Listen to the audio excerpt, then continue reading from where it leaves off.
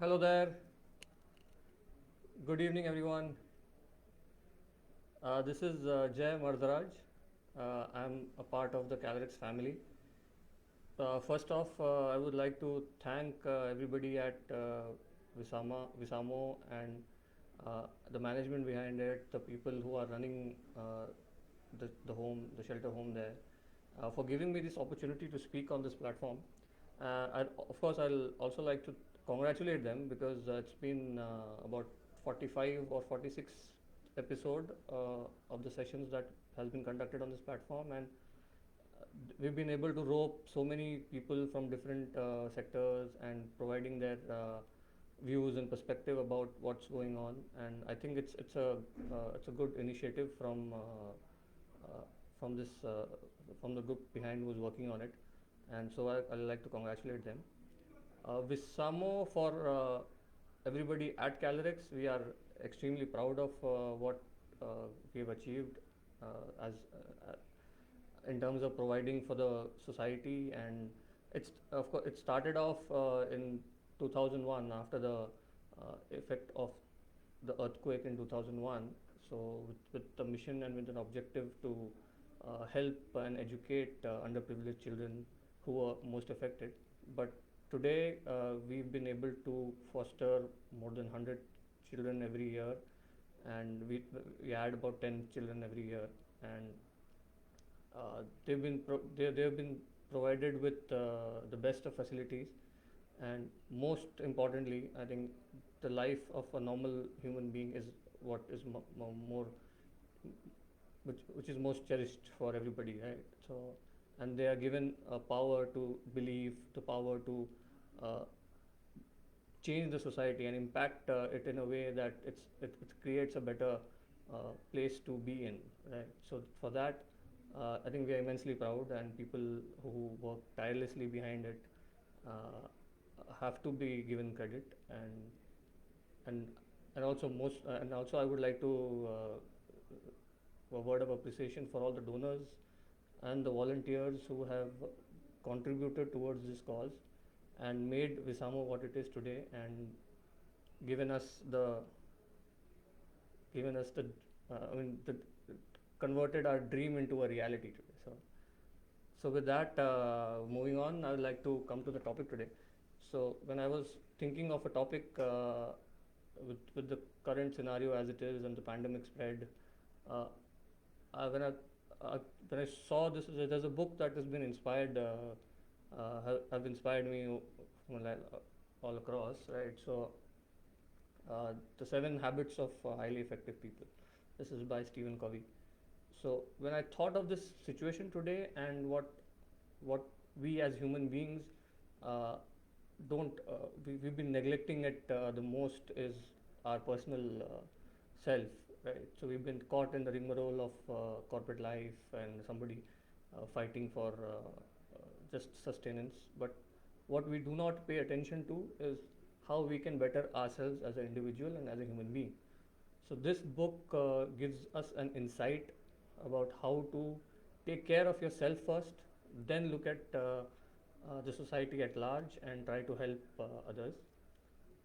So why this book is it's very famous and more sought after, because I think when Stephen Covey talks about the character attributes of a person rather than the personality attributes, wherein the character we talk about the humility, the modesty, the integrity, the courage, and the inner strength, rather than just what appears as it is, so appears in front and appearances. So appearances can be taught about. I mean, you learn a lot of things, you read about it, so you can adapt to a certain aspect. But what is within us is the character. So that is the deep root, or that is the foundation on which your personality is built.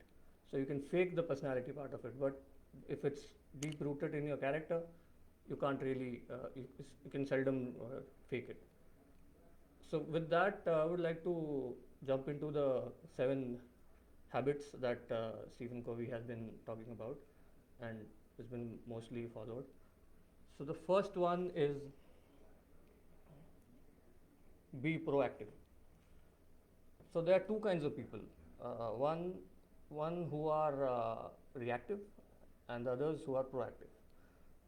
So reactive are often people who think of, who act once the situation is done, and they, the perspective or the mindset is mostly about in a complaining nature, wherein they blame everything else apart from their own ability.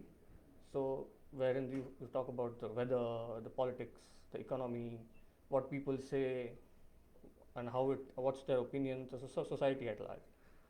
And proactive are people who think from within, and they they take responsibility, and uh, they create their own perception, and they want to express and change what they can in terms of whatever what they are in control of. So a simple example would be like a student who's failed a test in school, right? So for a reactive example would be they'll blame the teacher, they'll blame the course, they'll blame uh, the timing, etc., etc. But a proactive student would like to take upon the responsibility and uh, live with it and try to work on it in a way that he is better prepared for the next exam. The second is begin with the end. So when you say begin with the end, so all things are created twice. So once it's in your mind and once in life. So when you have a destination that you want to go to, then you can actually create a path towards it. So it's important that when you cultivate this habit, you have a proper path, you have a vision, you have a purpose in life. And so Stephen Covey stresses upon it. He says that build a purpose mission statement of yours. So you, and how to build it is, uh, think of the things that you want yourself to be remembered as and why. So based on that, you can drill down, or you can go back and create that journey going forward. And so think of the responsibilities. So don't let yourself loose, and self doubt. Don't let self doubt come into it. Dream big, because it's you are the one who's creating your own script. Right. The third is put first things first. Right. It talks about the prioritize to be able to prioritize your task, and assign yourself to. I mean, most people do have a proper calendar, or they follow a to-do task, but that's not enough. So for us to manage our time efficiently, I think we all need help in that area. So for us to manage it efficiently, Stephen Covey gives us a quadrant. What he says that we should draw out a quadrant which is uh, urgent and important, then urgent and non-important, urgent and non-urgent and non-important, and non-urgent and important. So essentially, the urgent and important quadrant will mostly be emergency kind. So you know how it is. So the fire drills, you have to. It's something which is burning down, and you have to look after it right away. So you can't really escape that. You have to plan for it in a way that you attend to it. Then the non-urgent and important are essentially to do with yourself, where you're building a habit, you're following your hobbies, you are taking care of your family, you're taking care of your health. So in order to grow, and in order to take care, which is essential for your lifetime. Then comes urgent and non-important. So these are the ones which you would like to avoid, because these are mostly we all of us mainly fall into this trap of doing things which are urgent and non-important, and end of the day we are really caught into it, but in the end of the day there's no purpose being solved through it. Then the final one is non-urgent and non-important. These are basically useless tools, wherein you are looking at you are at social media, you're following Facebook, you're into gossip activities, all of that. So it doesn't really help the person. Right. So these are the four quadrants that and the Stephen Covey has designed, and the major thing that he has suggested that we should be focused on the quadrant 2, which is non-urgent and important. This is where all the growth happens. This is where all uh, your practice and your living, all your values and your purpose is being drawn there. So the first three habits fall into the individual. So it's basically self mastery. So if you are able to learn the tricks of it, then you're able to uh, cultivate a good habit for yourself.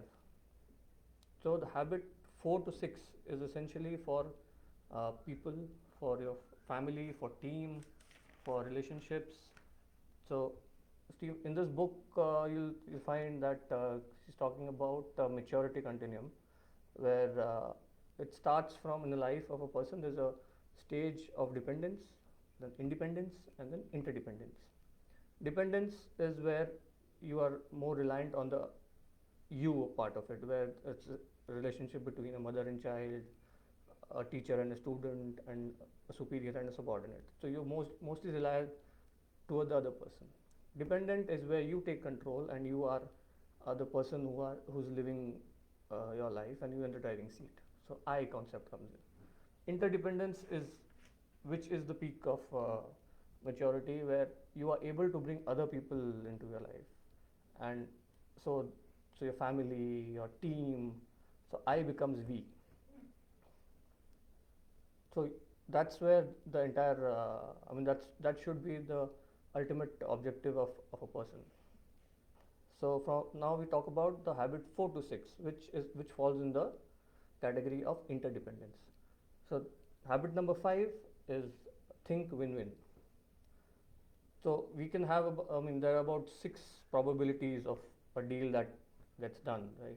First option would be lose win, which is essentially you lose, the other person gains, so it doesn't do you well. You get the hard end of the bargain. Then it's lose lose, nobody wins, so it's a hopeless situation in a way. Then win lose, this is more to do with and I want to win and being selfish at the expense of the other person. Then no deal is where both don't stand to benefit a lot, so they move away and there's no deal. And the final one is win-win. This is where both parties can co-create and get to a stage where they mutually benefit. And there's a thought and there's a perception change where we are looking at things that there's enough for everybody in the society. So the concept of abundance, so there's plenty for everybody, and so there's a sharing nature coming in, sharing, and we gain together. Fifth habit is seek first to understand, then to be understood. What it essentially talks about is having a empathetic view to others. So you have to, in order to understand somebody, you have to listen to the other person. So there was an example where a father who's really upset with his child, so goes to his friend and talks about his son, and he says that uh, I'm really upset. I don't understand my son. He never listens to me. So you take the irony of the sentence, right? So if you don't really listen to if you don't let your son speak to you, or you listen to him, how do you expect him to how do you expect yourself to understand him, right? So to understand somebody, you have to listen to them, and it's not the other way around, which is quite common sense, but it doesn't fit to many people. So empathetic listening is all about the intent to understand, intellectually as well as emotionally. So you connect with the other person. It's a stage where you reflect on the state of the feeling of the other person. So at that point, only then it's that time to be understood, where the conversation moves to a logic, and then once the logic is attained, then you can advise, right? So that essentially creates a atmosphere for caring, love, and sharing also. Sixth habit is synergize. So we know we live in a society where there's diverse culture, there's diverse mindset, there's different opinions. In in a corporate environment, you'll see. That's why corporate environments, the best of corporate environments are where uh, they encourage people to come up with their views and opinions without being judgmental. So, so all of these people with their expert opinions come in and give their idea, their thought, and by co-creating and by accumulating all of these ideas, we can come to a final conclusion, and the best outcome can be achieved. So that is your, and that's the stage where you value diversity and celebrate the differences rather than judging or rather than putting each other down. That's habit number 6. Habit number 7 is the most important and as well as most it takes a lot of effort to keep it going, right? So it's sharpen the saw. So it's a procedure where you practice, practice, practice, and practice furthermore, right? So in this thing, so basically there are four aspects of what you need to uh, focus on. First is your physical, where you look after your health, fitness, exercise, daily exercise. Then spiritual, where you are connecting with your higher self and meditating, a calmness coming, bringing about a calmness into you, cultivating a new hobby, so keeping making yourself clearer in terms of your mind capacity.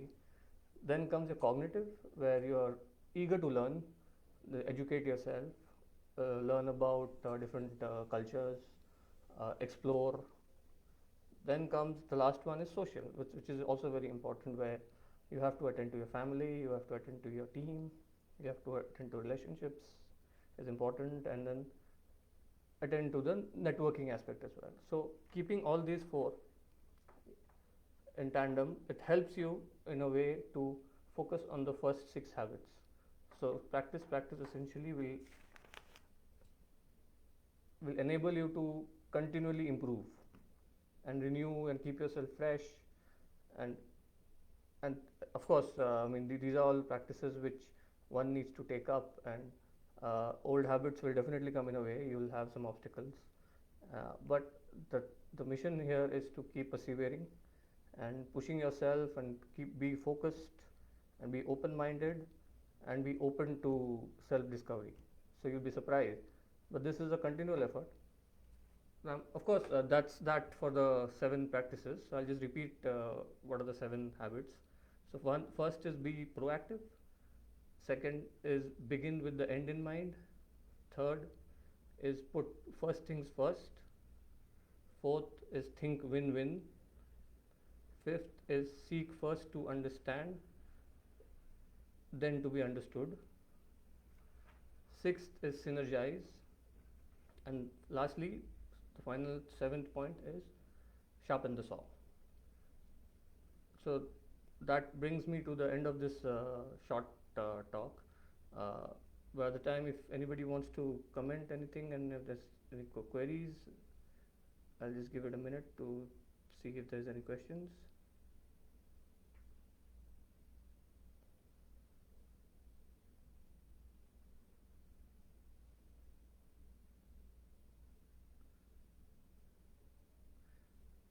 Okay, so fair enough. So at this point, I'll like to appeal again to everybody, contribute to Isamo. It's a wonderful feeling being associated with Isamo, and you'll be surprised to learn and see it to yourself. Basically, when how the kids are being taken care of, and the sheer joy of giving and connecting and with anybody with such underprivileged or with the fortunate the unfortunate ones. So please try to be in touch with Sudeshna ma'am. I'm sure she'll coordinate and help you in terms of uh, getting associated with Isamo. So it's not just monetarily. So you feel free to spend time with them, because mostly money, of course, is important, but more than that, it's the human contact and it's the human relationship which values and creates a leader for tomorrow, right? So help them in achieving their goals, and it will be a satisfying journey for all of you as well. So by that, thank you again. Thank you for hearing me out. Yali ho.